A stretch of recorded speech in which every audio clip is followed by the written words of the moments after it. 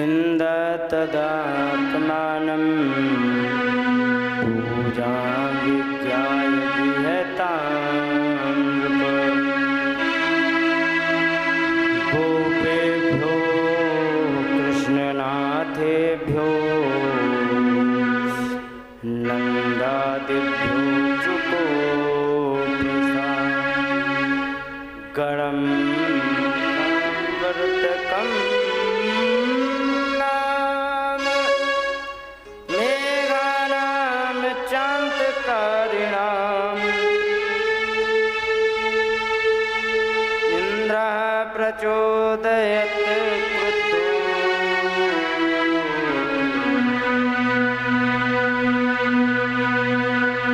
वाक्यं चाहे बोलिए गोविंद भगवान की जय।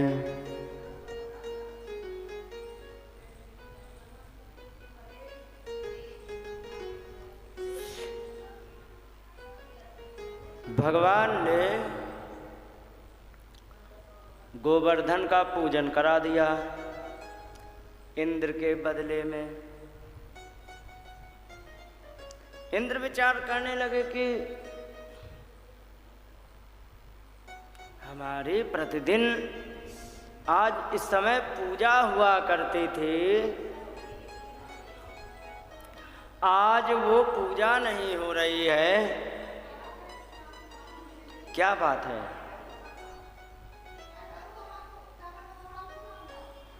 तो इंद्र को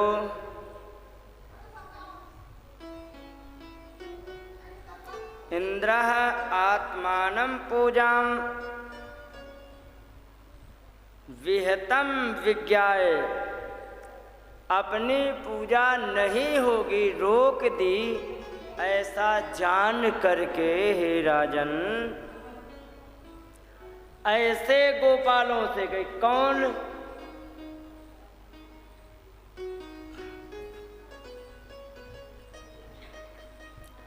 जिनके नाथ कृष्ण हैं ऐसे गोपालों से नाराज हो गए।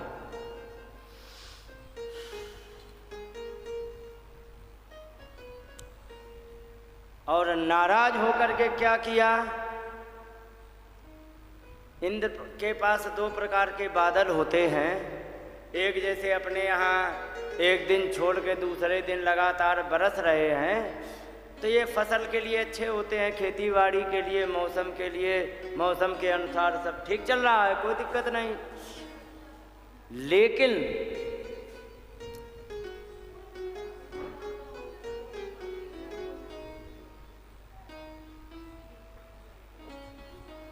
एक और बादल होते हैं,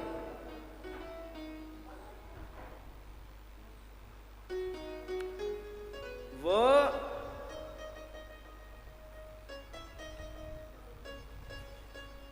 प्रलय काल के बादल होते हैं, जिनका नाम होता है सांवर्तक गण। मेघ जो होते हैं सांवर्तक मेघ होते हैं, और जो अपने यहाँ ये बरस के रोज जा रहे हैं इन मेघों का नाम होता है पुष्करावर्तक। ठीक है, तो ऐसे बादलों को इंद्र ने आज्ञा दे दी, कहे कि जाओ। कहाँ जाए?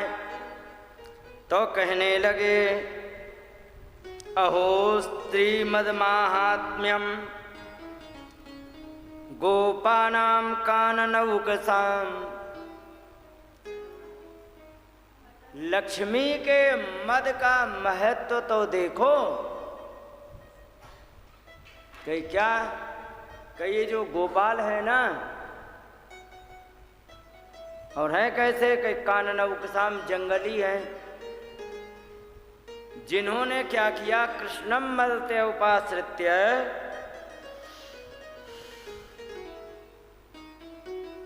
कृष्ण रूपी मनुष्य के बच्चे का आश्रय लेकर के ये चक्रुदेव हेलनम, इन लोगों ने मेरा अपराध कर दिया, अभी जाओ इनको मजा चका के आओ। उन्होंने कहा अच्छा। इंद्र विचार करने लगे, देखो जैसे हम कहते ना मूर्ख कहीं के, बदतमीज बेवकूफ, ऐसे इंद्र भी कहने लग गए। वाचालम बालिसम स्तब्धम अज्ञम पंडित मानिनम। वाचाल कहते हैं उस व्यक्ति को जिसको आवश्यकता है तो बोलेगा, अब आवश्यकता नहीं है तो ज्यादा बोलेगा, उसको वाचाल कहते हैं, बकवादी जिसे कहते हैं। बालिश बड़ा मूर्ख है। स्तब्ध अकड़खोर है। अकड़खोर जानते हो आप लोग? नहीं।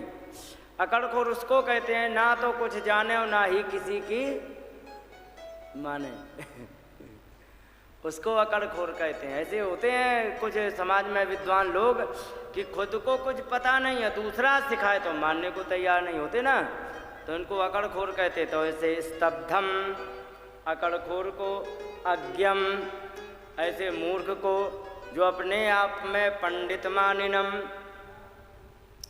अपने आप को ज्ञानी समझता है,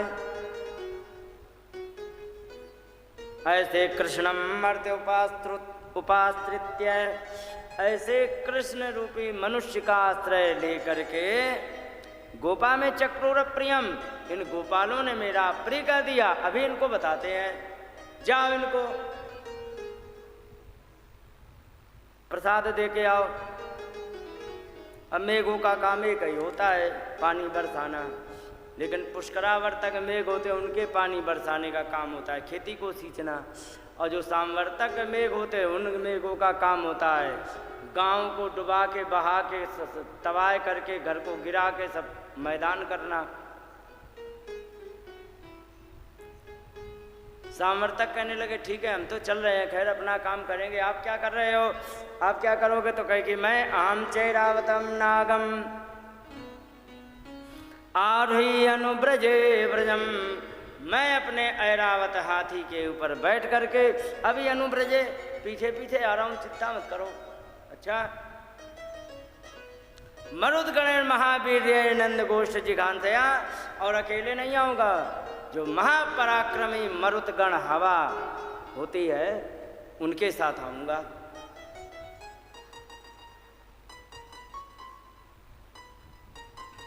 और किस लिए आऊंगा? कहीं नंद गोष्ठ जिघांसया, नंद की गौशाला को मारने के लिए आऊंगा। जरा सोचो इंद्र ने कितना बड़ा अपराध किया, गौ हत्या का प्रयास किया उन्होंने। स्पष्ट का नंद गोष्ठ जिघांसया,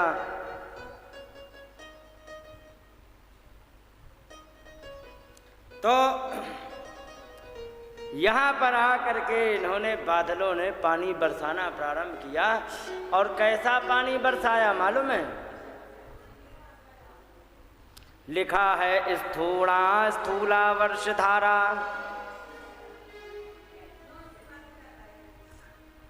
मुंचत्सु भीक्षणम,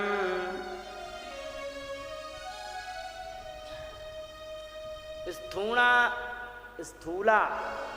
स्थूण कहते हैं सूंड को, स्थूला माने मोटी मोटी, माने सूंड के जैसी, हाथी के सूंड के जैसी मोटी मोटी धाराएं, अभीक्षणम माने निरंतर गिर रही थी, बिना रुके और गिर रही थी। इस प्रकार से जब देखा तो जलोगे प्लावमाना भूना दृश्यते नतोन्नतम, और जल की बाढ़ से डूब जाने के कारण पृथ्वी पर नत और उन्नत, नत उन्नत माने ऊंचा नीचा, कुछ भी दिखाई नहीं पड़ रहा है। वृंदावन में जहाँ परिक्रमा लगाई जाती थी वहाँ पर आज की तारीख में नाव चल रही है। किसी को पता है कि नहीं? नहीं पता।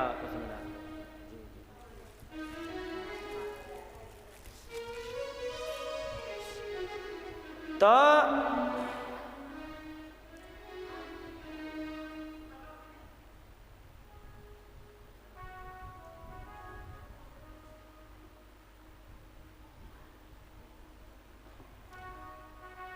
कहने का मतलब इतना तेज पानी गिरा कि वहाँ पर गली मोहल्ले खेत घर दरवाजे सब बराबर दिखने लग गए। गली दिखे नहीं, इतना ऊंचा पानी भर गया कि गली मोहल्ले सब एक जैसे दिखने लग गए, जैसे आज वृंदावन में दिख रहे हैं। खबरें देखी आज की? हाँ, जमुना का स्तर 2010 में बढ़ा था।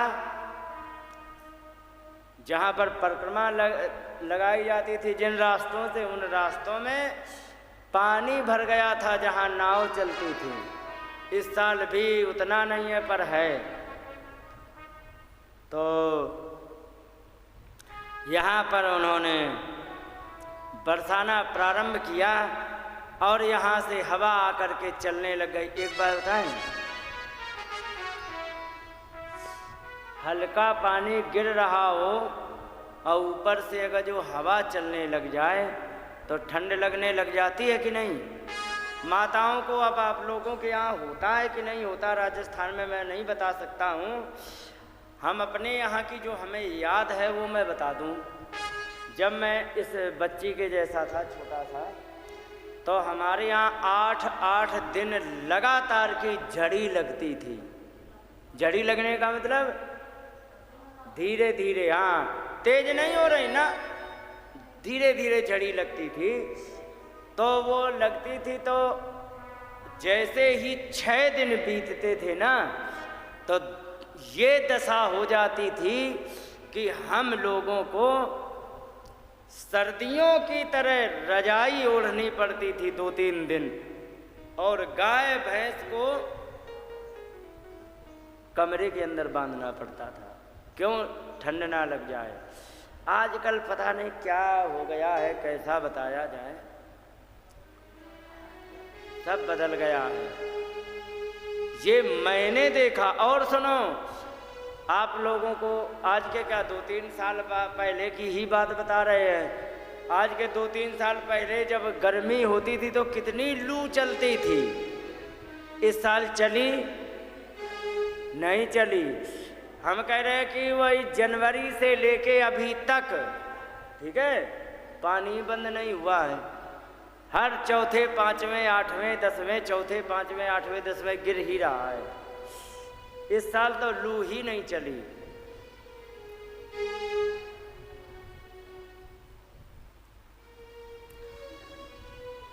तो ऐसे ऐसे मौसम बदल चुके हैं।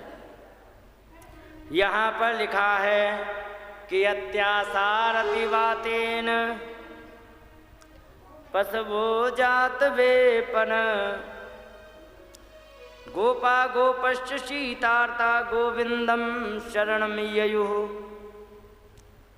अति आसार, बहुत ज़्यादा बारिश होने के कारण, और अतिवातेन, ज़्यादा हवा चलने के कारण, पशवो जात वेपनाः, पशु कांपने लग गए ठंड की वजह से। और गोपा गोपश्च शीतार्ता, गोप गोपियाँ जो थे ये ठंड से बहुत व्याकुल होकर के भगवान कृष्ण की शरण में चले गए। उन्होंने कहा, कृष्ण कृष्ण महाभाग,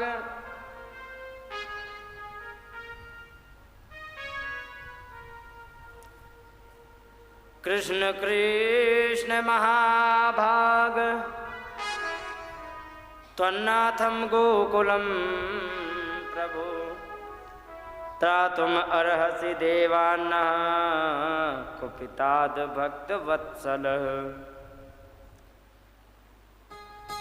हे भगवान कृष्ण, आप हमारी रक्षा करो।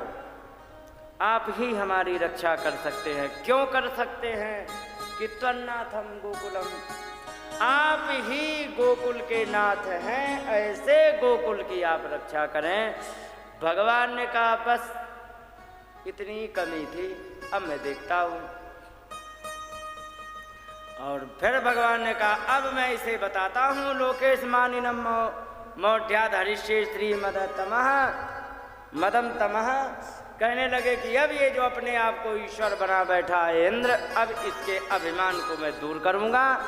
और मेरा तो जन्म ही इसीलिए हुआ है, अवतार ही इसीलिए हुआ है कि मत्तो सताम मान भंगा प्रसमायोपकल्पते। जो दुष्ट लोग हैं उनके मतवाले जो दुष्ट लोग हैं, इनके अभिमान को दूर करने के लिए तो मैं आया ही हूँ, दूसरा तो काम है ही नहीं। भगवान ने इस प्रकार से कहा, तस्मान मच्छरणम गोष्ठम मन्नाथम मत परिग्रहम। ये जो मेरा गोष्ठ है, जिसका मैं ही स्वामी हूँ, मेरा ही परिग्रह है, मेरा ही सब कुछ है, तो इसको मैं गोपाए स्वात्म योगेन स्वयं में व्रता है, और मैं अब इनकी रक्षा करूँगा। अब भगवान ने इतना विचार करके इत्युक्ते एकेन हस्तेन कृत्वा गोवर्धनाचलम, इस प्रकार से एक हाथ में गोवर्धन पर्वत को रख लिया और दधार लीलया कृष्णम छत्राकम इव बालकः, और उस पर्वत को ऐसे उठा लिया जैसे छत्राकम इव। बरसात में आपने देखा है जहाँ पर कूड़ा कचरा गीला रहता है तो वहाँ छतरी सी उगाती है, देखा है? क्या कहते तुम्हारे यहाँ?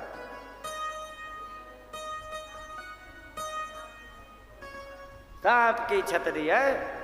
हाँ, तो सांप की छतरी जो होती है, जैसे कि 5 साल के 4 साल के बच्चे हैं, अगर जो ये उखाड़ेंगे उसको छतरी छतरी खेले तो क्या इनको मेहनत करनी पड़ेगी उसको उखाड़ने में? इतना बड़ा होता है, ऐसे कुट से उखाड़ेंगे। भगवान ने इतना बड़ा गोवर्धन पर्वत ऐसे उठा लिया जैसे कोई बच्चा को उस सांप की छतरी को उखाड़ रहे, हमारे यहाँ तो कुकुर मुत्ता बोलते हैं, और उखाड़ करके और अपनी उंगली पर रख करके, और भगवान ने कह दिया, सुनो गोपालो, चिंता नहीं करना है। अथाह भगवान गोपान हे तात ब्रजौकसा, हे माता पिता, हे ब्रजवासी लोगों, सुनो हमारी बात। के क्या? कई यथोप जो संविष्टम गिरिगर्तम सगोधना, जिसको जितनी आवश्यकता हो जगह की उतनी ले लेना। ये नहीं कहना कि थोड़ा तुम सरको, थोड़ा तुम सरको, हमें भी जगह ना। जिसको जितनी जगह आराम से बैठो, कोई चिंता की बात नहीं है। और एक बात और भरोसा दिलाया, चिंता मत करना, ये जो मैंने गोवर्धन धारण किया है इसमें तुम्हें चिंता नहीं करने की जरूरत है। न त्रास इहवाह कार्यो, आप लोगों को डर करने, भय भीत होने की कोई आवश्यकता नहीं है। किस बात का भय? कि मद हस्ताद्रि निपातने, मेरे हाथ से पर्वत गिर जाएगा, इस बात का तुम्हें डर करने की आवश्यकता नहीं है। और वात वर्षा भयनालम तत्राणम विहितम ही वहाँ, और इस बारिश से, हवा से, इन सब से रक्षा करने का मैंने तुम्हारा जुगाड़ कर दिया है। आ जाओ। एक बात बता दे माता, आपको पता है कि नहीं? एक तो राजस्थान है, सूखा इलाका, क्या जाने, और यही बात अगर जो कोई उत्तराखंड वासी से कहे तो पता लगे वो जानता है। सूखा ज्यादा तबाह करता है या पानी? बताओ। सूखा है ना, सूखा तबाह करता है। हाँ, यही बात अब सुनो महाभारत के रेफरेंस से। आ जाओ, बैठो बैठो, कोई बात नहीं, आके तुरंत बैठ जाओ चुपके से, ठीक है? हाँ, पंचायत मत किया करो, है? तो अब महाभारत के तरीके से सुन लो सच्चाई। महाराज युधिष्ठिर से एक प्रश्न किया गया। महाराज युधिष्ठिर से पूछा गया, ये बताओ, जैसे कि मैं तुम्हें 2 विकल्प देता हूं, चुनना एक है आपको। देखिए बताओ भगवान क्या? एक तो मैं तुम्हें 12 दिन की वर्षा दे देता हूँ, 12 दिन के लिए बरसात दिए दे रहा हूँ, और एक मैं 12 वर्ष का सूखा दिए दे रहा हूँ।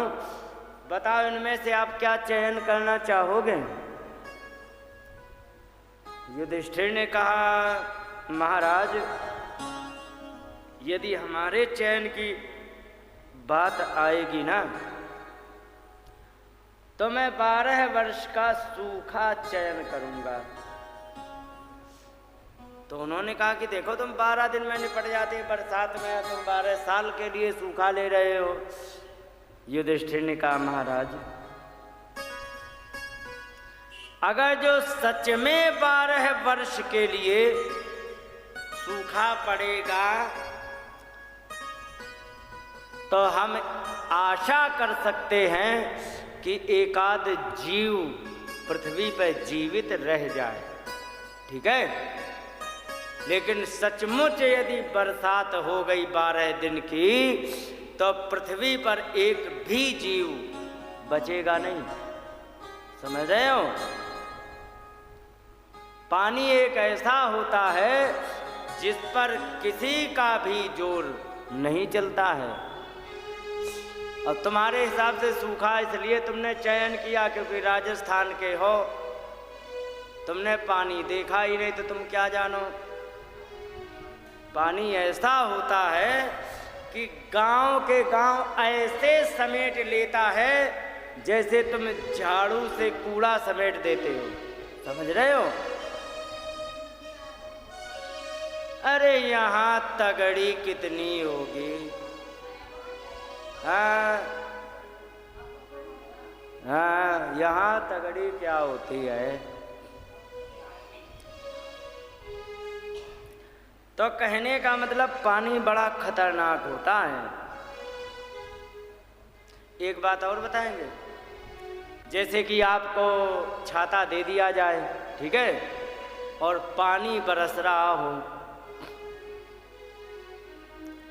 पानी बरस रहा है, छाता आपको दे दिया है, आपको दुकान पर जाना है, लौट के आना है, तो छाता से तो आप बच जाएंगे, है ना। हाँ, इसीलिए छाता होता है।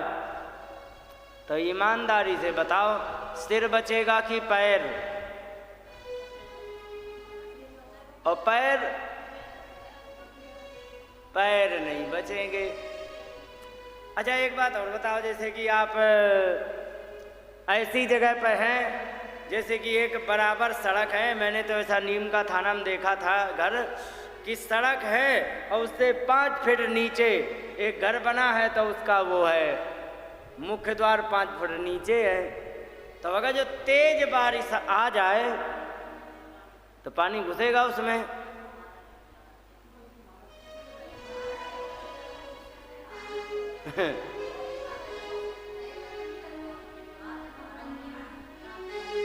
हाँ होता है, ऐसा भर जाता है। तो भगवान ने कहा कि सब लोग यहाँ पर आ जाओ, ठीक है।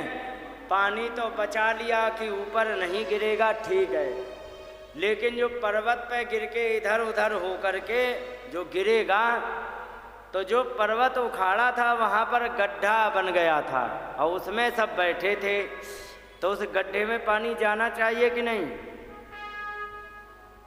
लेकिन यहाँ पर किसी भी ग्रंथ में ये वर्णन ही नहीं है कि वहाँ पर किसी का पैर भी भीगा हो। तो यही बात है, यहाँ पर सुदर्शन चक्र ने बाकी सारी रक्षा की। जो भी पानी गिरे सुदर्शन चक्र समाप्त करते जा रहे हैं, जो भी पानी गिरता है सुदर्शन चक्र से समाप्त करते जा रहे हैं। पृथ्वी पर पानी गिरा ही नहीं और 8 दिन में इंद्र की सारी दम निकल गई। 8 दिन में सारी दम निकल गई इंद्र की बात हम इतना ही बरसा सकते, इससे आगे हमारी क्षमता नहीं है।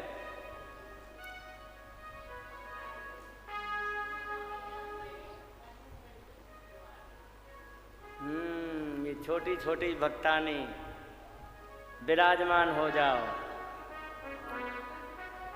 तो यहाँ पर सारा पानी सूख लिया और 8-7 दिन के लिए सारे ब्रजवासियों ने भगवान का एकटक होकर के दर्शन किया। और यहाँ लिखा है क्षुद्रवृथाम सुखोपेक्षाम हित्वा तय ब्रजवासी भी वीक्षमाणो ददावत्रिम सप्ताहम न चलत पदात। कहने लगे कि यहाँ की भूख प्यास प्रत्येक सुख की इच्छाओं को छोड़ करके सारे के सारे ब्रजवासियों ने भगवान को पर्वत धारण किए हुए उनको देखना प्रारंभ कर दिया। गोपियों को असली मौका आज मिला था, ठीक है, आज असली मौका गोपियों को मिला था भगवान का एकटक दर्शन करने का। क्योंकि गोपियाँ काम में लगी रहती थीं और इसके बाद काम के बाद जब कभी मौका मिलता था तब देख लेती थीं। और सुबह भगवान उठते थे और खा पी करके गाय चराने चले जाएं तो शाम को आ पाते थे। तभी तो गोपियों ने बहुत से इसमें गीत गाए हैं, युगल गीत गाया, वेणु गीत गाए। और इन सब में एक बात कही कि देखो जो लाभ मुझे मिलना चाहिए वो हिरनियाँ ले रही हैं, भगवान का हमें दर्शन करना चाहिए तो हिरनियाँ भगवान का दर्शन किया करती हैं। डालियाँ हैं ये भगवान को झुक झुक करके प्रणाम करके इनका स्वागत कर रहे हैं। और हम यहाँ बैठे बैठे घर में तरस रहे, दर्शन नहीं हो पा रहा। और आज गोपियों को मौका लग गया एक टक देख करके उनको भगवान को और उनका दर्शन किया।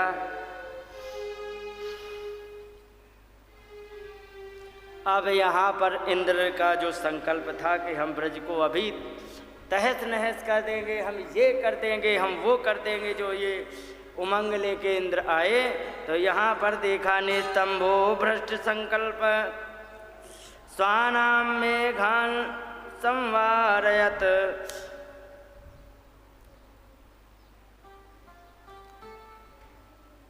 इंद्र की सारी अकड़खोरी दूर हो गई। निस्तंभ माने अकड़खोरी दूर हो गई कि अभी हम बता देंगे, अभी बता देंगे, वहाँ कुछ कर धर नहीं पाए।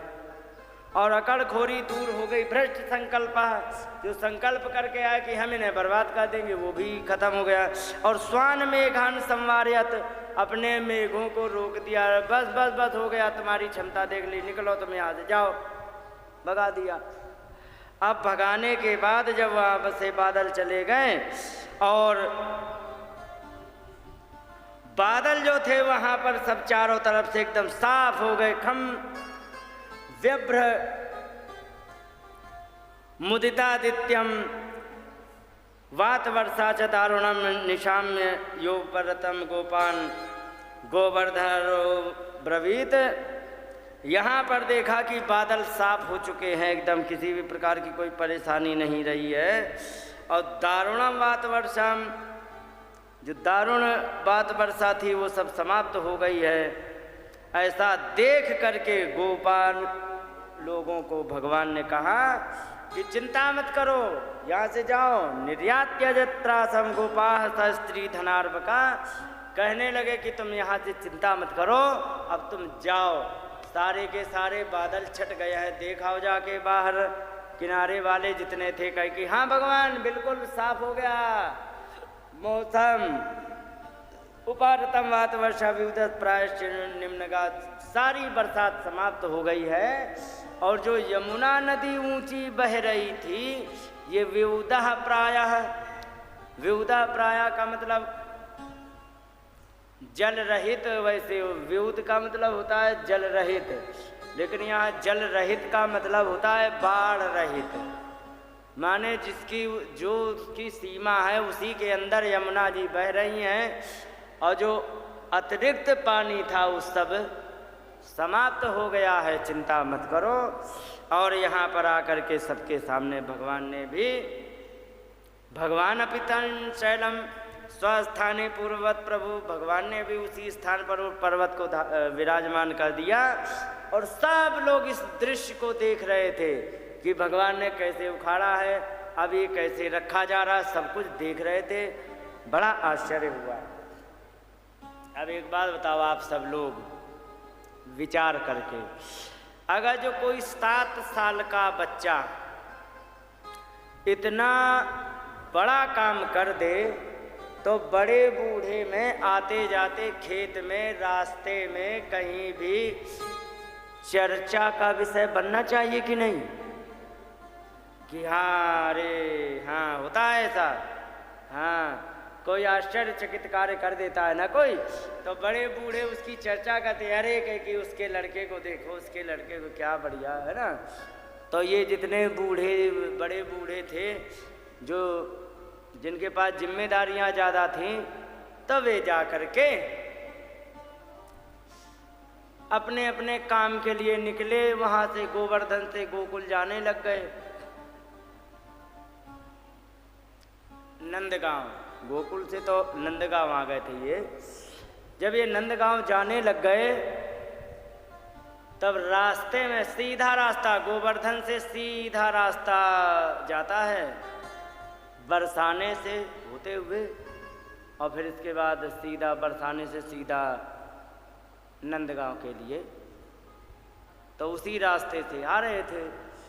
तो यहाँ पर अब आपस में विचार करने लग गए कि देखो, को सप्तहायनो बाला एकेन करेण लीलया, कहाँ तो 7 साल का लड़का और एक ही हाथ से लीलया माने खेल खेल में।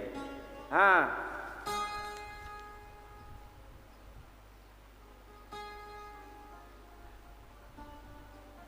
कथम हर्षोजन, कहाँ गए, कथम विभ्रत गिरिवरम पुष्करम गडराजीव, के एक हाथ से इतने विशाल पर्वत को कैसे धारण कर लिया। बड़े आश्चर्य की बात। तब तक दूसरा बोल पड़ा, कहने लगे, अरे तुम्हें आज की बचपन से ही इनके ऐसे कारनामे रहे। 6 दिन के थे तब पूतना, उसको मार डाला। 27 दिन के हुए तो उसी समय एक तृणावर्त आया, उसको मार डाला। कुछ बड़े हुए 5 साल के, उससे कम के, तो बकासुर मार डाला। एक धेनुकासुर मारा, अघासुर मारा, प्रलंबासुर मारा। आग से हम सबको बचाया, याद है कि हाँ, कालिया नाग से बचाया, कहीं कि हाँ। और नंद बाबा बीच में चल रहे थे और ब्रजवासी सब आपस में बात कर रहे थे। एक बार बताओ, अगर जो तुम्हारे लाला की प्रशंसा हो रही हो, ठीक है, और 10-20 लोग मिलके कर रहे हो, वहीं तुम बोलोगे नहीं, है ना, चुपके से सुनोगे, लेकिन सुन सुन करके आनंद होगा अंदर की नहीं, कि हाँ हमारे लाला का नाम हो रहा है। नंद बाबा ऐसे सुन रहे, और सुनते सुनते ब्रजवासी कहने लगे, सुनो नंद बाबा, आज तुम सच सच बताओ। उन्होंने कहा, क्या बताएं? कहने लगे, सच बताना, अगर जो सही तुमने नहीं बताया तो आज से अपने जात बरादरी में तुम्हारा हुक्का पानी बंद।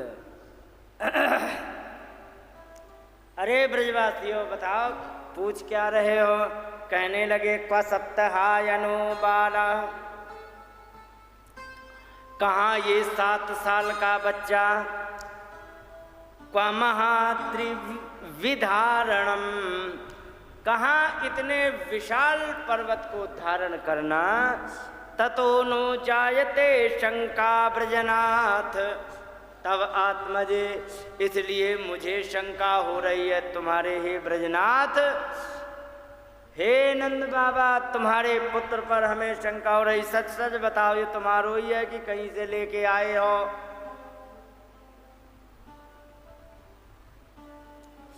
उन्हें बड़ी समस्या। हाँ, मेरा है। अच्छा अच्छा, कोई बात नहीं। इतना दाता कहाँ की कोई मोबाइल दे जाए। अच्छा अच्छा,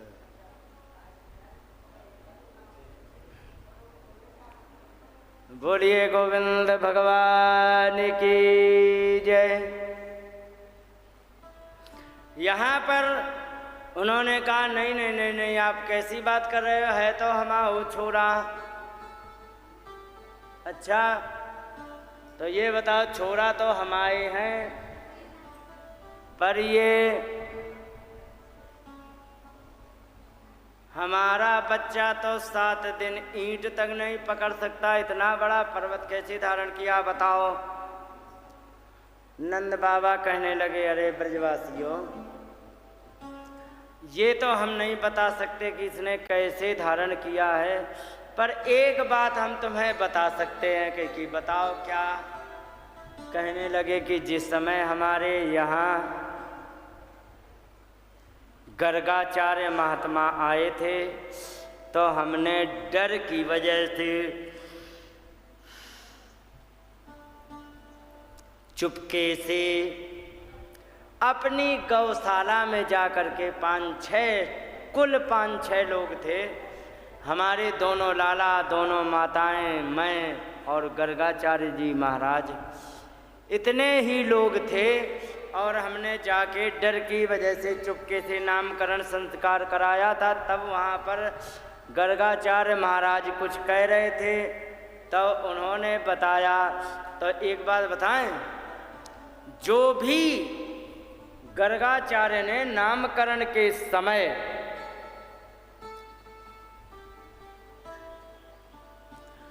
श्लोक बोले हैं और बताया है, वो जैसे के तैसे श्लोक यहाँ नंद बाबा ने दोबारा पूरे के पूरे बोले हैं। उन्होंने कहा, वर्णास्त्र किलास्यासन गृणतोनुयुगम तनुः शुक्लो रक्ता तथा पीता इदानीं कृष्णताम गतः। उन्होंने कहा कि इनके 3 रंग प्रायः होते हैं और अलग अलग युगों में अलग अलग रंगों को ये धारण किया करते हैं। इसलिए कभी ये शुक्ल माने श्वेत रंग के होते हैं, कभी रक्त माने लाल जैसे कि परशुराम आदि, और पीता कभी पीले पीले कपिल देव भगवान की तरह होते हैं। इदानीं कृष्णताम गतः, इस समय ये कृष्ण बन के आए हैं। तो इसलिए ऐसा कुछ नहीं है। इनके बहुत पहले कभी ये वसुदेव जी के पुत्र रहे हैं, इसलिए इनको वासुदेव भी कहते हैं। और कह रहे हैं कि यहाँ पर कि बहूनि सन्ति नामानि रूपाणि च सुतस्य ते गुणकर्माण्युरूपाणि तान्यहं वेदनो जनः। अरे इनके नाम तो अनेक हैं, नए नए नाम पढ़ते, हर बार एक लीला करेंगे दूसरा नाम। मुर नाम के राक्षस को मारा तो मुरारी नाम पड़ गया, गायों की रक्षा की तो गोविंद नाम पड़ गया, कमर में रस्सी बांधी गई तो दामोदर नाम पड़ा।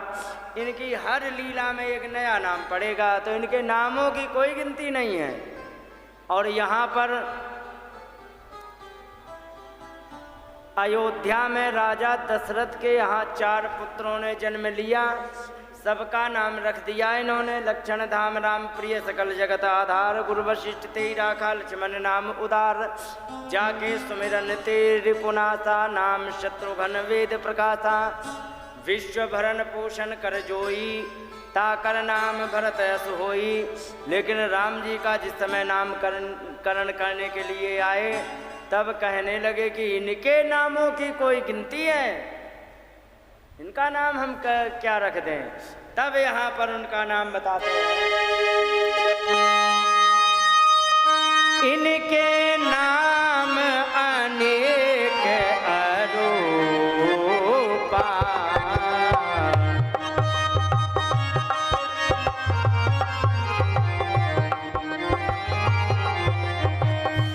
इनके नाम अनेक अरूपा,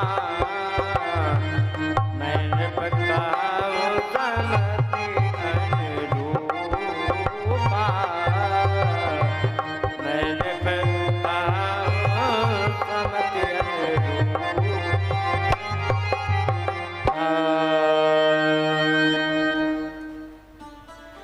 इनके अनेकों नाम हैं। अपनी इच्छा जितनी हमारी अकल है उतनी हम बता पाएंगे। तो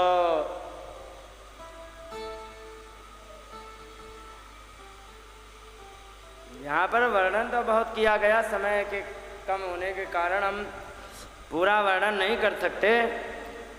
तो यहाँ पर कुल मिला के 100 बात की एक बात, जितने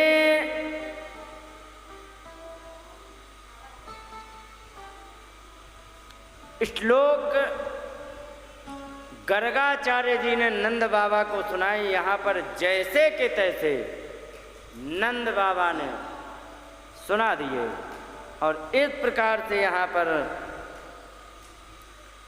तब पता लगा कि नहीं भाई, इनका कोई, इनकी बराबरी करने वाला कोई नहीं है, ये साक्षात नारायण हैं। अजय ये जितने थे गांव वाले बड़े वयोवृद्ध जितने थे, वे तो सब के सब अपने अपने काम में लग गए। अब सुखदेव भगवान कह रहे यहाँ की तो सुन लो। कहाँ की? जहाँ पर गोवर्धन उन्होंने विराजमान किया था, क्योंकि यहाँ की सुनाओ। सारे गोपियाँ अपने अपने घर चली गईं, वे सफाई में लग गईं। गोपाल लोग अपने अपने कार्यों में लग गए, गायों को ले लेके चले गए। अब ये छोटे छोटे बच्चे बचे तो ये सब अपने अपने खेल में लग गए। अब यहाँ पर इंद्र ने देखा कि